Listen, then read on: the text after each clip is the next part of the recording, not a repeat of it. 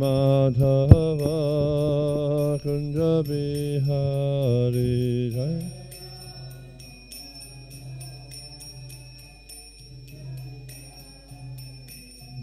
Gopi Jana Vallabha Giribharatari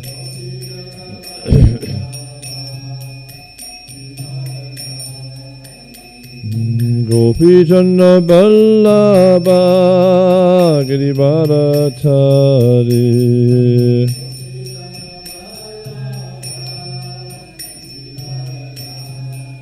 Yashoda Nandana Braja Jana Ranjana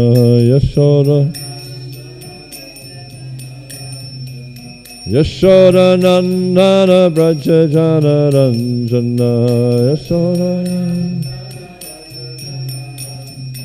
Yamuna Tira Vanachari Yamuna Tira Banachari Yamuna Tira Jaya Radha Madhava Kunja Bihari Jaya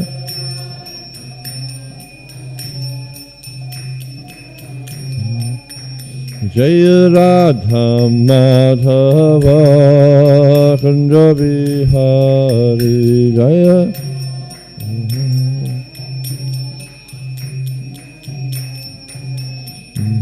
Gopi Jana Vallabha Giribharatari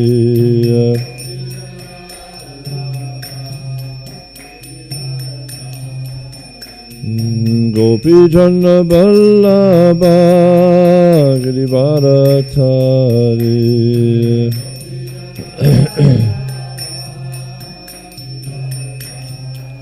Yashoda Nandana Braja Jana Ranjana Yashoda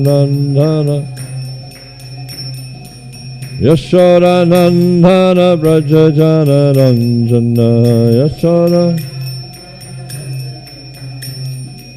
Yamuna Tira Vanachari Yamuna Tira Vanachari Yamuna Tira Jaya Radha Madhava Kunja Bihari Jaya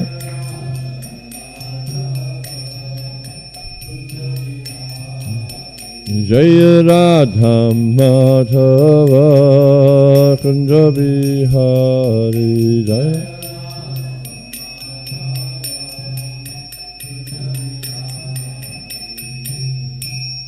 Jai Nitya Vishnu Vishnu Pad Paramahamsa Pari Vrajaka Charja Ashto Karasata Shri Srimad His Divine Grace Apai Charanada Vinda Bhaktivinoda Swami Srila Prabhupada Ki ISKCON BBD Founder Acharya Save the whole world Srila Prabhupada Ki Jai Nitya Vishnu Vishnu Pad Paramahamsa Pari Vrajaka Charja Ashto Karasata Shri Srimad His Divine Grace Srila Bhakti Siddhanta Saraswati Thakur Maharaj Ki Ananta Koti Vaishnavinda Ki Nama Charja Shri Rastakuri Ki Premzika Ho Shri Krishna Caitanya Prabhu Nityananda Shri Advaita Gadadhara Shri Sadhikavakti Ki Jai Nitai Gaur Premanandi All glories and warriors All glories and warriors All glories and warriors All glories and warriors Lord Shri Garanga All glories to Prabhupada Ki So what verse is it?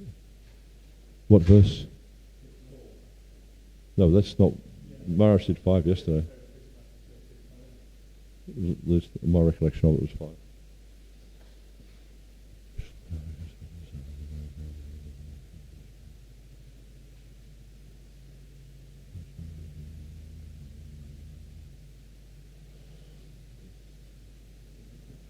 Om Namo Bhagavate Vasudevaya. Om Namo Bhagavate Vasudevaya. Om Namo Bhagavate Vasudevaya.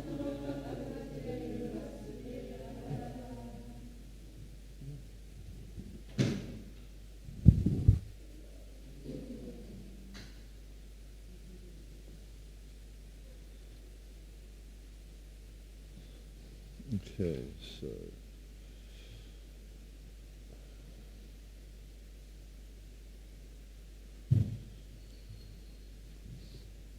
Maitreruvacha.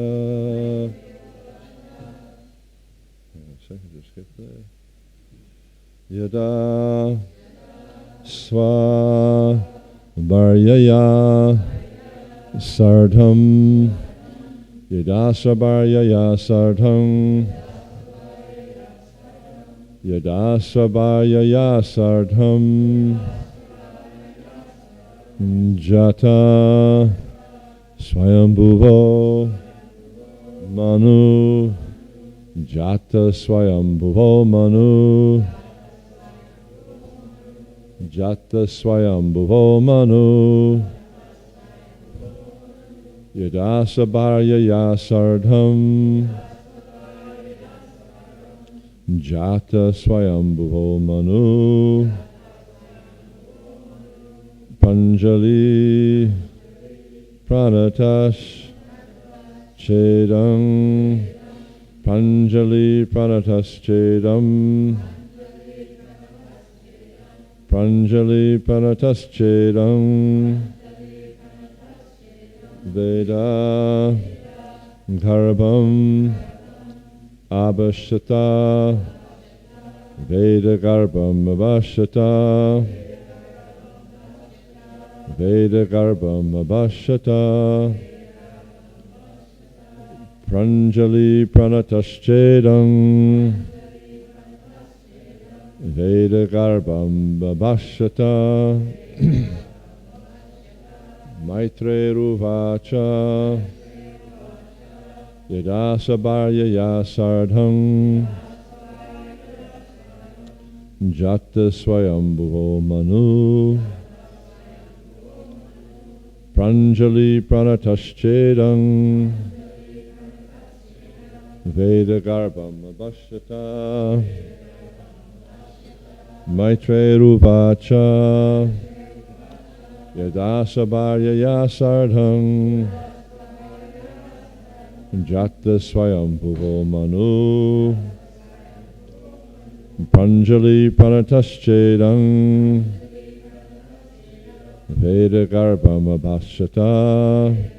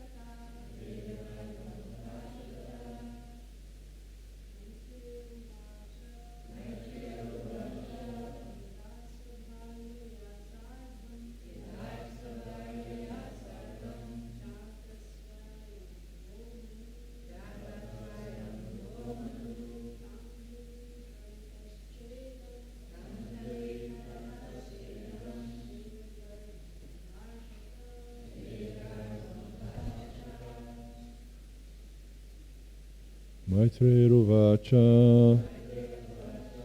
Maitreya said, Yada, when Sabharyaya, along with his wife, Saradam, accompanied by Jata, appeared, Swayambhuva, Swayambhuva Manu, Manu, the father of mankind. Pranjali, with folded hands. Pranata, in obeisances. Cha, also. Idam, this. Veda Garbham, unto the reservoir of Vedic wisdom. Abhashata, addressed. So who's the reservoir of Vedic wisdom? Yeah, Brahma. That's who's being referred to. I mean, ultimately it's Krishna, because everything comes from Krishna. But in this sense, the conversation is going on between Brahma and Swayambhuva Manu.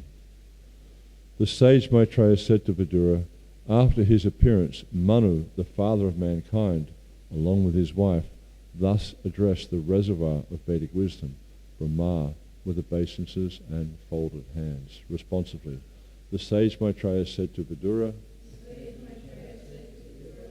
after his appearance, Manu, the father of mankind, along with his wife, thus addressed the reservoir of Vedic wisdom, Brahma, with obeisances and folded hands. So it's quite significant. We see here the way that, and this is, you see this is quite common throughout the Bhagavatam and the Vedic text, is the dealings between juniors and superiors, and it's always one that's imbued with great respect and great reverence. And it's not that this is artificial, because Brahma is a great personality. He's actually the personality from, I mean, ultimately, as we understand in the Bhagavatam, the different topics, it's given this Shaga, this Vishaga. So Shaga means that ultimately everything's coming from Krishna. Aham savasya pravo, matta savam bhatate, iti mat bhajante, mam buddha bhavas manvata. That I am the source of all spiritual material worlds, Krishna explains, everything emanates from me. And Brahma, he takes, Brahma is the post of the secondary creator. So from Brahma, he manifests Krishna's creation in this world. It's already created by Krishna, but he manifests it in this world. And we see, so he's a great personality, but also he's performed great tapasya. Not that he's just, well, I've got the big post, therefore you should respect me. It's not like that. When he was, charged with the responsibility of creating the universe, he didn't know how to do it, so he sat down and meditated on his lotus, because he had nothing. He just had himself. He was sitting on the lotus. He didn't know where he came from. He didn't know who he was. Didn't know what his duty was. So he sat down and performed tapasya for, I think it was 1,000 years. And as a result of that tapasya, then he understood how to create.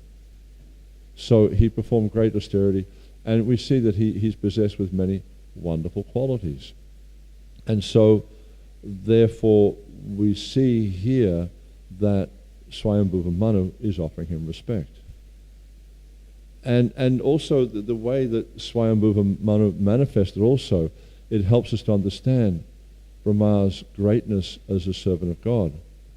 Because if you go back to the previous chapter, you'll see that Brahma, after his meditation, took on the task of creating the universe. So first off, he created, who was his first creation? Anyone remember? The 4 Kumaras. And so his purpose in creating was to populate the universe. That was his duty, was to populate the universe. But the Kumaras, what did they say? No, we're not doing that. We've got better things to do. And so Brahma, he became really frustrated, but not only did he become frustrated, he became quite angry. But he didn't express that anger. He understood anger is a lower quality, so he contained it within himself. But his anger was so powerful that it burst out from between his eyebrows and became Rudra, or Shiva. And we know that also Shiva, he didn't really get so much involved in procreation. He had, as far as I can recall, 2 sons, Kartikeya and Ganapati. Some people say Ayappa was also a son of Shiva, but that, according to Prabhupada, that's just speculation. This whole concept of Ayappa is just a concocted form, if you like. And it's kind of interesting. You can be in India, I can't remember what time of year it is, but once a year they have this festival for Ayappa, and you see these guys all over the country dressed in black and like a greyish silver kind of colour. The chaddars are greyish silver. And they go to, I can't remember where they go to, but you see them on the trains, you see them at the train station, you see them everywhere, just for a month or two. And then they disappear, you don't see them again. And so they're going for they have some festival there for Ayappa Baba. But as Prabhupada points out, this form of Ayappa is not an authorized form. So we don't accept him as being the son of Lord Shiva. Anyway, so Shiva had two sons, so he wasn't very much involved in filling the universe. He's actually, Shiva's position is quite different from ordinary progenitors. Anyhow, so Brahma, he was sitting down and he was reflecting on he was meditating on, here I am, I'm supposed to be filling the universe, but I'm actually not being very successful with this.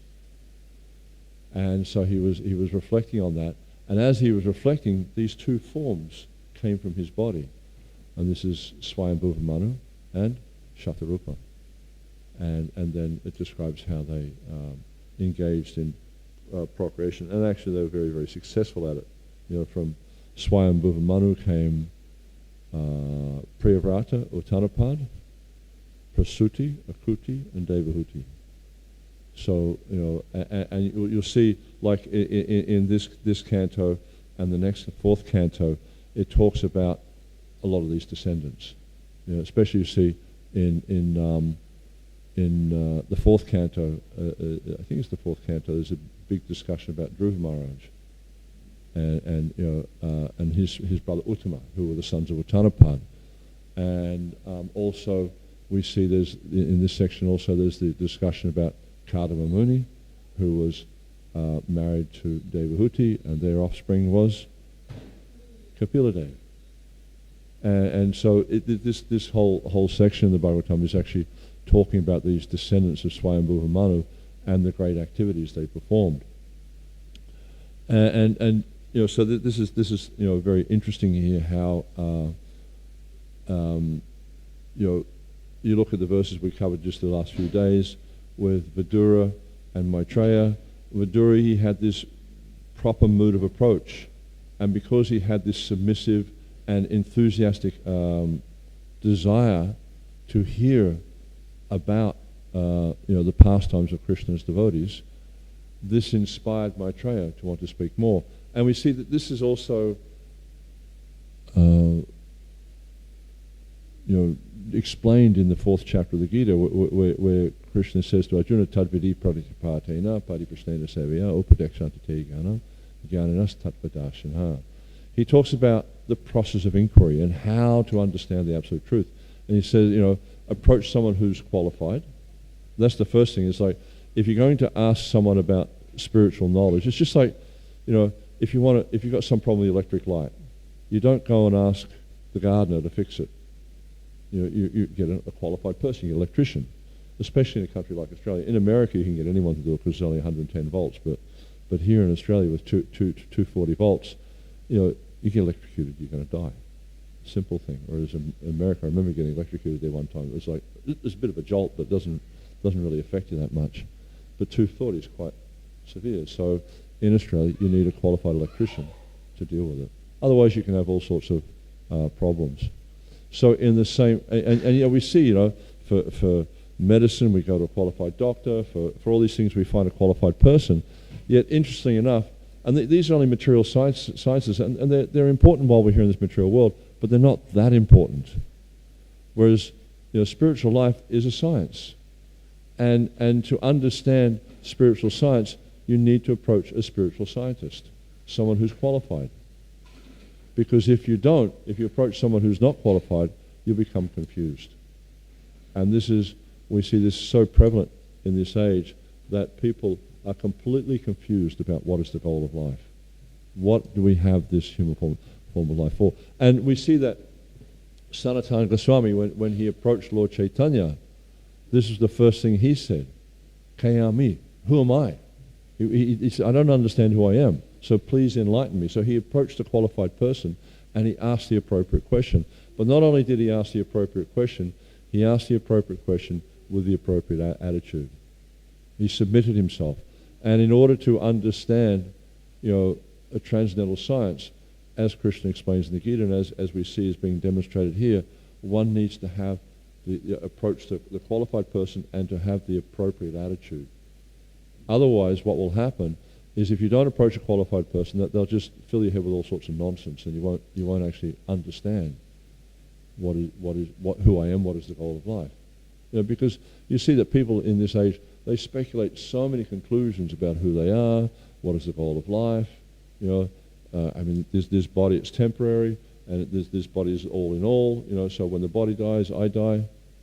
They don't have any concept beyond the body. But spiritual knowledge teaches us that you're not this body, you're eternal spirit soul. It's very, very different. We're actually eternal. So this body is a temporary thing, and after this body we'll get another body. And the living entity, being eternal, just goes from one body to the next, to the next, to the next. But most people don't understand the process of the transmigration of the soul.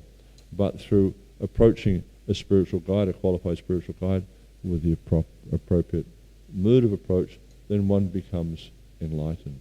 And we see this is what's happening here with Vidura and Maitreya, how Maitreya, because of Vidura's eagerness, but also his submissiveness, then Maitreya he's getting so much enthusiasm, and he's just going deeper and deeper and deeper into these topics. And we see the same is there with Shaunaka Rishi and Sutta Goswami, how he was very Sutta Goswami was very inspired by the inquiries of Shaunaka Rishi, so he just went deeper and deeper into these topics. Same is there with Parikshit and Shukadev Goswami. Because Parikshit had this appropriate mood where he was approaching Shukadev Goswami with the right attitude. Shukadev Goswami was inspired to go into deeper and deeper topics in the Bhagavatam and to discuss more and more about the pastimes of Krishna. And this is, Prabhupada points this out in one of the purports here, that this is how one achieves success in spiritual life, is through hearing. But the way to get the benefit of hearing is by serving devotees, or the way to actually develop the affinity for hearing. As we see, it's described, there's Vasudeva Katha Ruchi, it describes in the second chapter of the first canto, how by serving great souls, then one develops this affinity for the messages of Vasudeva. So we see this is being demonstrated very nicely here in this section of the Bhagavatam. There's no purport on this verse, but we'll read the next verse. Tameka sava bhutanam janmakrid ritida pita tatapina prajanam te sushusha kinava bhavet. You are the father of all living entities and the source of their subsistence, because they are all born of you. Please order us how we may be able to render service to you. Purport. A son's duty is not only to make the father the source of supply for all his needs, but also, when he is grown up, to render service to him. That is the law of creation, beginning from the time of Brahma. A father's duty is to bring up the son until he is grown, and when the son is grown up, it is his duty to render service unto the father. So it must be quite a refreshing change for Brahma, because he had the Kumaras. The Kumaras, they didn't want to procreate. Lord Shiva was he's just such a greatly advanced transcendentalist. He's just in a completely different dimension from the ordinary progenitors, and so we see here now that Swayambhuva Manu, he's just humbly submitting. What do you want us to do? We'll do anything you ask. And so then Brahma, he asks three things of him. I don't remember the three things. It's like, one is to obviously to produce population of the same quality as you and your good wife, and then also to protect them. The two things I can remember. There's a third one, I can't remember what it is. Anyhow, that comes up in the upcoming verses. But we see here, it's very much, and this is very much what this section is about, or helping us to understand is Vedic culture. We see like in modern so-called culture, I remember a joke I heard years ago. I can get away with saying it because where I'm born. But there's this joke I heard years ago. What's the difference between an Australian and a cup of yogurt? Yeah, yogurt's got culture. So they say that in Australia people don't have culture. And of course, I mean, I remember there's a song when I was growing up as a kid, and like they were it's like football, meat pies, kangaroos, and Holden cars. That's like, the Australian culture. And it seems like people are very much proud of this culture, and they advertise it all over the world. And, I mean, it's portrayed in the movies that, like Australians are like beer-swilling kind of, misogynistic and all this kind of stuff, They're proud of it. But actually, if you look at it in terms of a cultured society, such as the Vedic culture, these are considered to be very, very base qualities. To be engaged in intoxication, meat eating, illicit sex, gambling. These are very, very base qualities. And in Kali Yuga, it's the background. Everyone, practically speaking, is engaged in these base qualities. But in a cultured society, because the focus of a materialistic society is one thing, sense gratification. How can I enjoy? How can I enhance my situation in this material world? But in a cultured society, the focus is completely different. In a cultured society, the focus is how to serve ultimately the Supreme Personality of Godhead, but also superiors, advanced devotees, things like that. It's very much focused on respect, humility, service, a very, very different mood. And just like you saw with David and Bobby's two children before. The young boy, he comes up and gives me the garland, and the young girl, there's flower petals on the ground, so she comes up and picks up the flower petals. Service mood is there. And this is really important. If we are to learn the spiritual path, just like, I was quoting that verse before from the 4th chapter of the Gita, what is it? Pariprashena sevaya. So this point of sevaya, you can't learn knowledge from someone with a challenging mood, because usually if you challenge someone, they're not interested in imparting knowledge to you. They just finish up as quick. Oh, I don't like talking with this person. Finish up as quick as they can and go on to something else. But if someone has a submissive mood and is genuinely interested in the topic, genuinely interested to try to find out, who am I? What's the goal of life? What am I meant to be doing? What's my duty? As we see with Parikshit, when he approached Shukadev Goswami, he said, what is the duty of someone who's about to die? He wanted to know, he genuinely wanted to know, what should he do? Because he knew he was going to die. And so he had this submissive mood. But if one doesn't have a submissive mood or a submissive attitude, then it's very difficult to find out what is transcendental knowledge, because the person who has the knowledge is less inclined to impart that knowledge. So it's a very, very important point that's being brought out here, especially we see with Vidura when he's talking to Maitreya, and now we see how Manu, Swayambhuva Manu, is approaching Lord Brahma.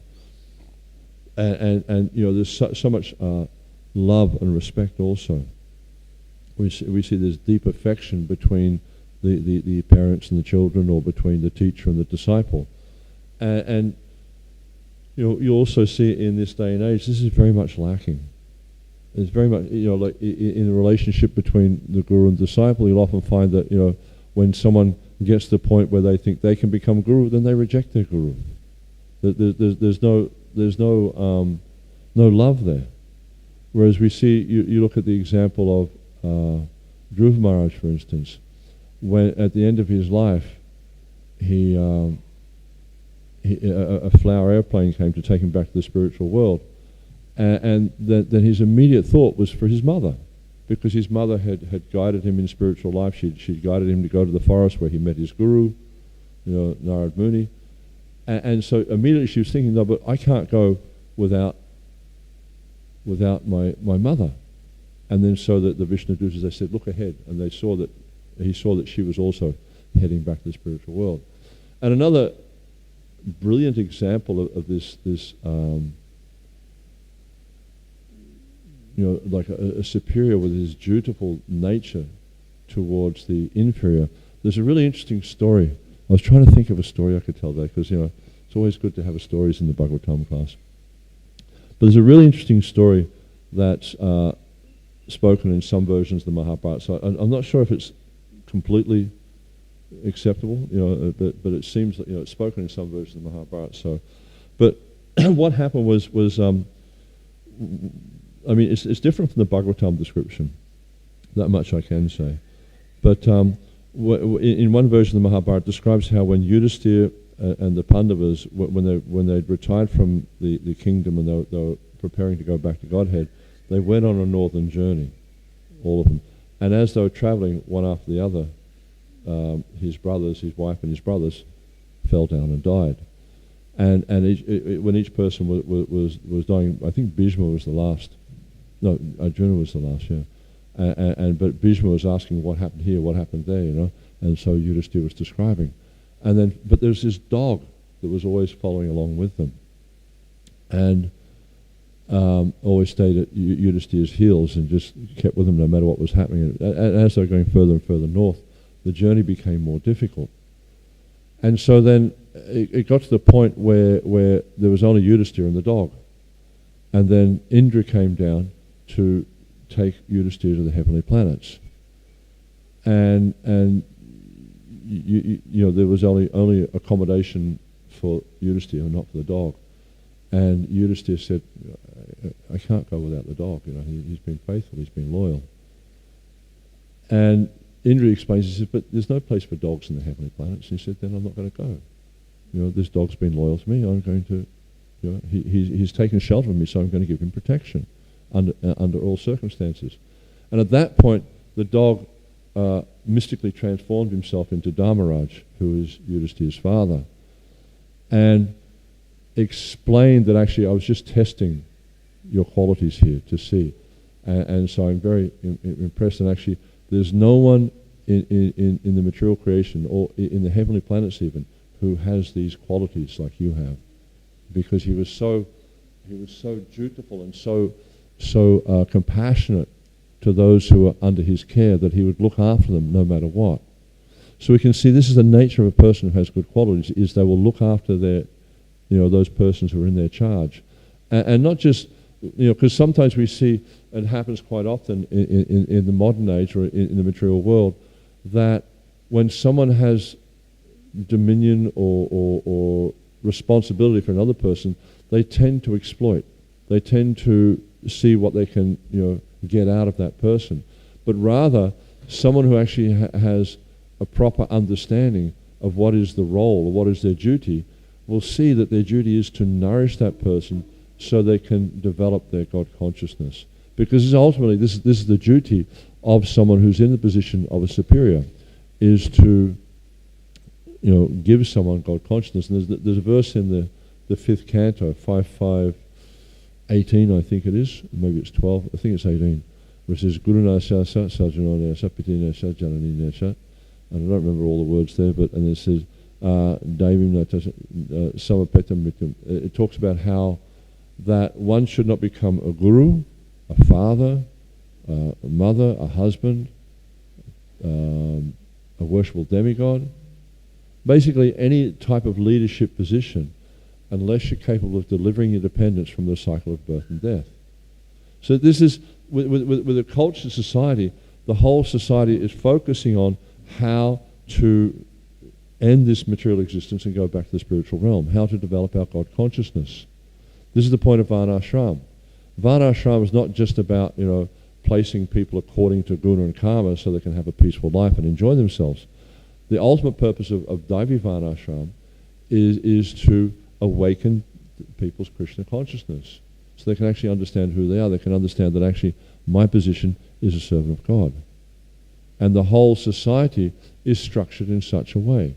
The whole Varnashram society is structured in a way that people will ultimately understand who they are and what is their duty. But you see in material life it's not like that. So it's a very interesting discussion here. And let me see. And you talk about due respect. And the interesting thing is also, we'll see in the, I think it's the 12th canto, 2nd chapter, at the beginning of the chapter, it talks about Kali Yuga and the adverse qualities that are manifesting in Kali Yuga. And there we see how it's describing how these things like duty, respect, all these various qualities actually come from religiousness. So if people are not religious, ultimately they cannot develop these qualities. And there's a really interesting verse.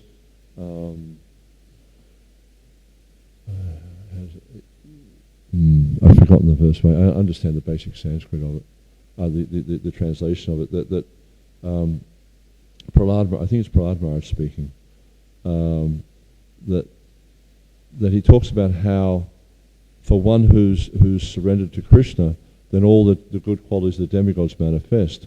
But if one is not a devotee of Krishna, how can they have any good qualities? Even if they're adept at the practice of mystic yoga or the honest endeavor of maintaining their family and relatives, they're driven by their own mental speculations. And this is the thing, when someone takes shelter of an authorized religious tradition or a bona fide religious tradition, they follow the scriptures of that tradition. The scriptures then guide them on what it means to be a human being, what it means to have qualities, what it means to follow a religious path.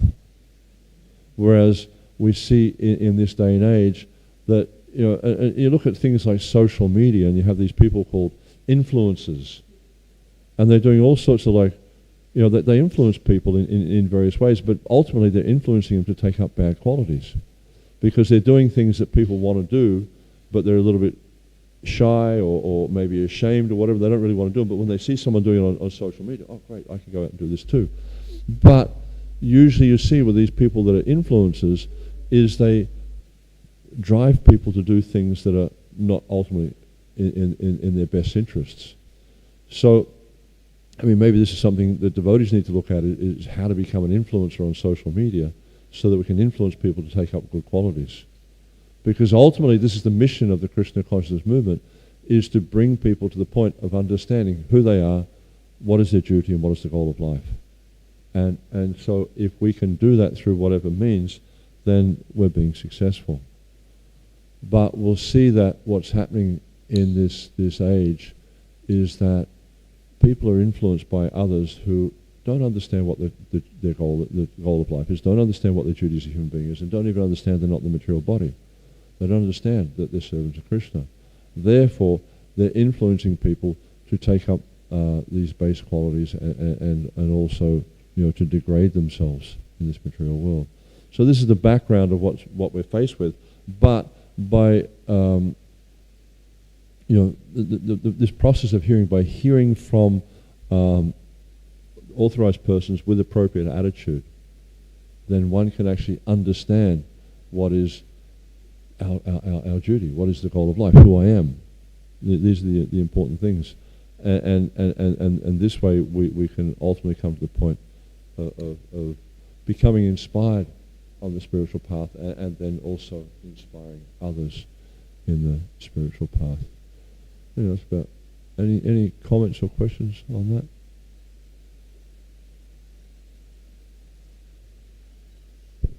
Hare Krishna. It's just an observation, with that point that you just brought up about how, online influencers, they do things that other people might be ashamed to do, and they kind of broadcast it out loud. And it makes me understand how the degradation of Kali Yuga is continuing, because things like, in the 90s, I remember if anyone had plastic surgery, it was kept under wraps. The doctors wouldn't admit that they're plastic surgeons, and it was this big scandal if someone was presumed to have had plastic surgery. Whereas now, on social media, it's like every other ad is a plastic surgery ad, and all the celebrities are very open about who their doctor is. And so it's very interesting how when we air out these bad qualities, in the beginning there's like scandal over it and a lot of attention drawn to it, but then that desensitization kind of happens, and then from there it just becomes no longer shocking and just the normal, and that's how we keep progressing further into those negative qualities. Yeah, so just imagine what it's going to be like in a few thousand years. Hare Krishna. Don't be around to find out. Yeah. And we see this, but ultimately this is coming due to irreligiosity. Because in the nature of this age, like previous ages, religiosity was much more prominent. Especially in Satyayuga, religiosity was very prominent. And this is the age that's being spoken about here, is Satyayuga. And as the ages progress, then gradually the pillars of religion are disappearing. And we'll see in this age, truthfulness is left to some extent, but not much, and it's diminishing. Just like I was having a conversation with a devotee about this yesterday, and it's quite remarkable how much of this content you see on social media, or not even just social media, but even in the news, is just outright lies. You get these these news companies, agencies, whatever. For instance, they may have a particular political agenda. So, like either in Australia, you've only got two parties, Liberal, Labor. So they might be one news agency might be, Party A, for instance. I mean, I don't really care about politics. It's pretty, stupid stuff. And therefore, if this news agency is Party B, they'll say bad things about the other party just because it pushes their political agenda.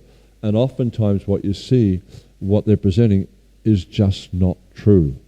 It's fabricated, completely fabricated. And you'll see the same with a lot of this stuff on social media. It's just not true. It's just completely fabricated because why?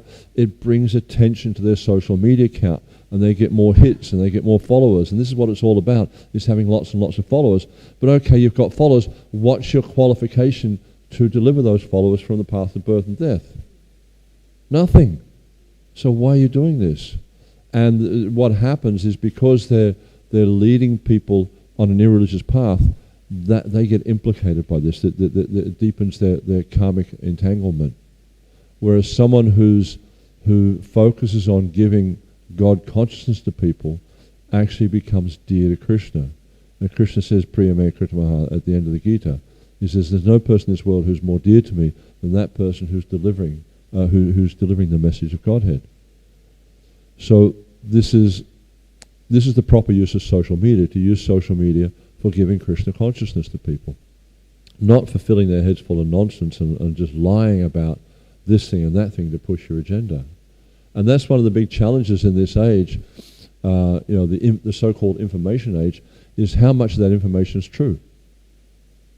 A very, very small percentage. Just like, you go online, you want to buy a product. You go online and you read the blurb about the product. This product can do this and this product can do that. It'll stop your hair from falling out. It'll make you grow new teeth. You'll become 20 years younger, and all this type of stuff. And it's so common. They're just making it up. Especially in certain countries where they don't, like in Australia to some extent, if people lie about their product, they can get in a lot of trouble.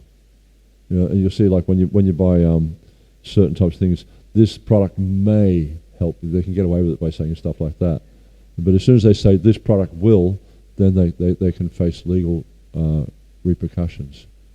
And this is just the nature of the age. So we have to be very, very careful. User beware. Use it your own peril in this age. Because it's just full of as it's the sages of Nrsimha they describe in the beginning of the Bhagavatam. This praying up the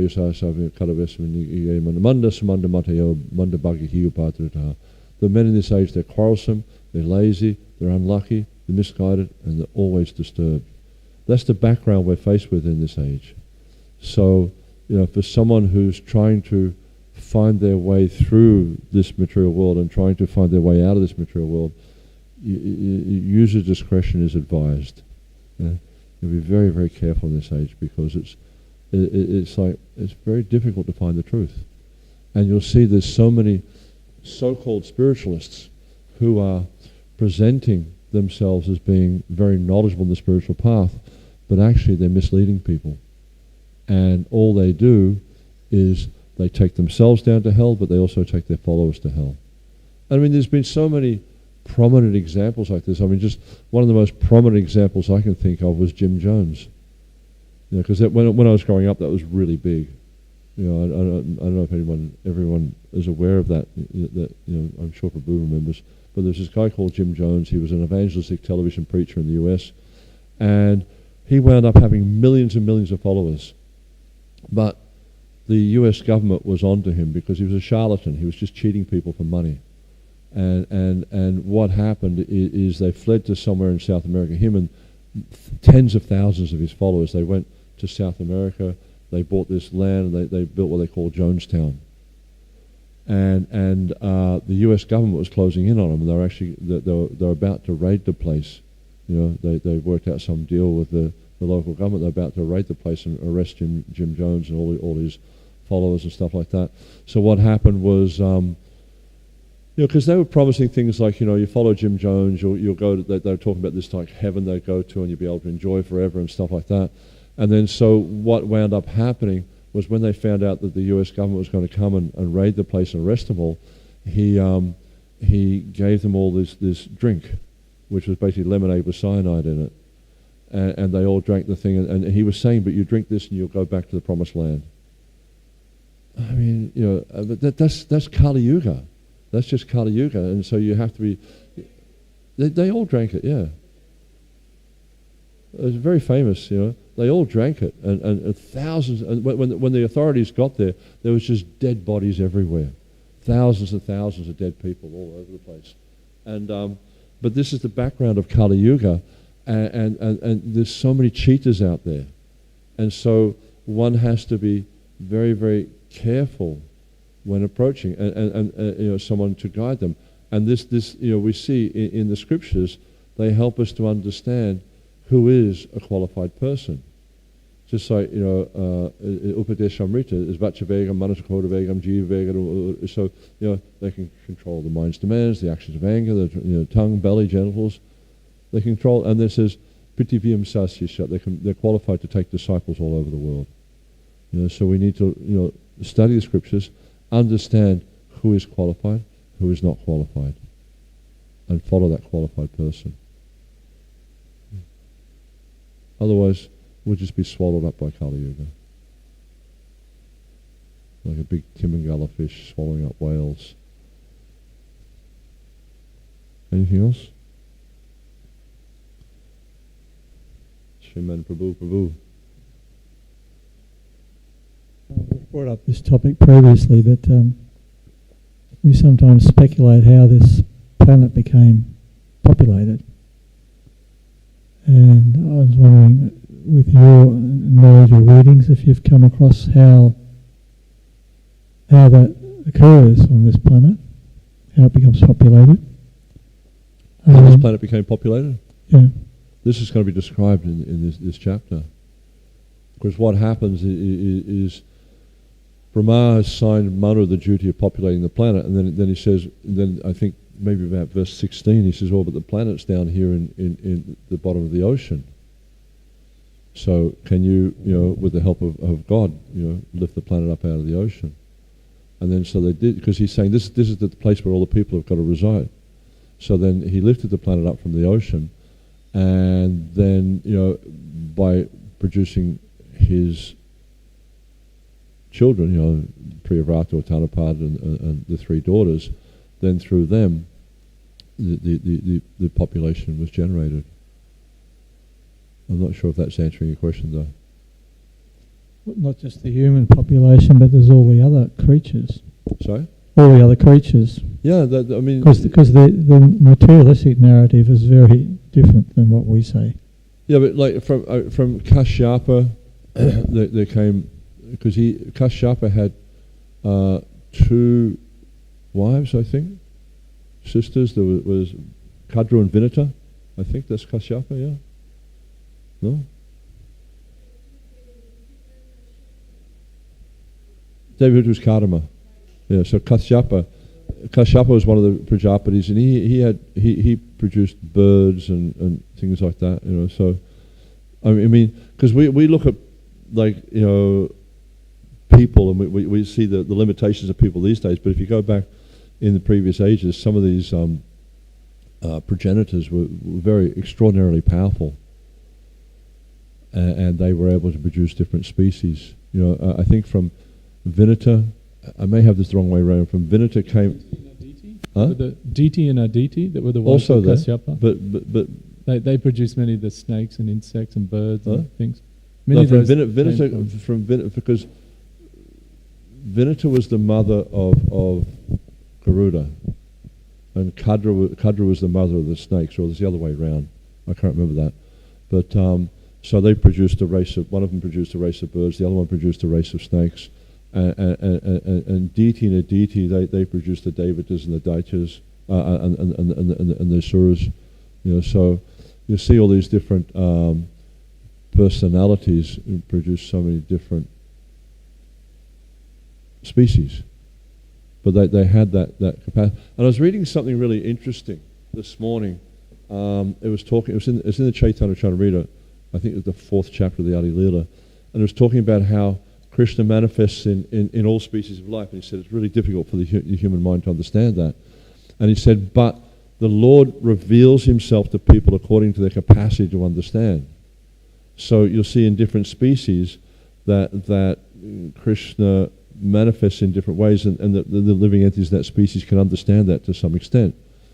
So in the same way, like according to their capacity, you'll see various incarnations appear. So, you know, persons of greater capacity are able to perceive Krishna more than, say, for instance, we can. And also, persons of greater capacity can produce species that, you know, human beings can't, like ordinary human beings in this day and age can't. But previously we see these persons who had human form produced, you know, so many different types of living entities.